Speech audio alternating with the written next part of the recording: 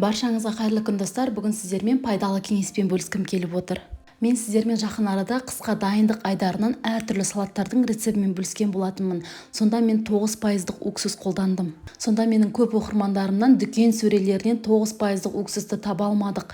70% уксусты 9%-дің орнына қалай пайдаланса болады деген сұрақтар туындаған болатын. Сондықтан мен осы кішігірім видеоны сіздерге пайдалы кеңес ретінде түсіруді жөн көрдім. 70% уксусты 9% және 6% уксусқа айналдыру үшін бізге су және осы 70% уксус қажет. Бізге уксус дайындайтын бір ыдыс қажет. Алдымен ыдысқа 7 ас қасық су құямыз.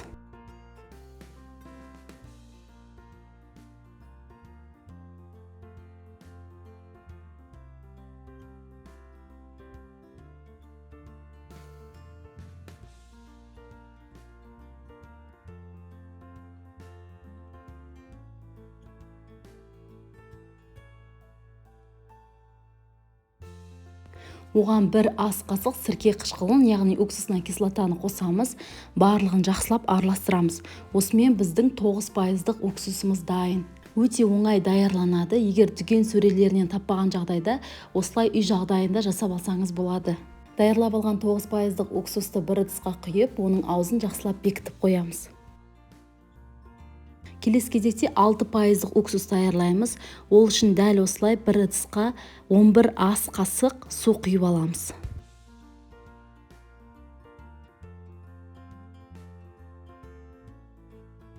Оған бір ас қасық сірке қышқылын, яғни уксусты қосып, жақсылап араластырамыз. Осымен біздің 6% уксусымыз дайын. 6% уксусты да бір ыдысқа құйып, аузын жақсылап бекітіп жауып қоямыз. Уксустың сыртына міндетті түрде жазып белгілеп жабыстырып қойыңыздар. Уксусты балалардың қолы жетпейтін жерде сақтаңыз. Менің пайдалы кеңесім сіздерге ұнаған болса, міндетті түрде бағалап кетіңіз.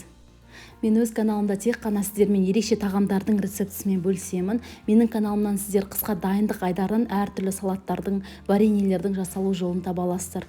Сонымен қатар әртүрлі торттар мен десерттердің мастер-классын көре аласыздар. Жаңа видеоны жіберіп алмас үшін міндетті түрде каналға тіркеліп, қоңырауды басып қойыңыз. Менімен бірге болғаныңыз үшін сізге алғыс айтқым келеді.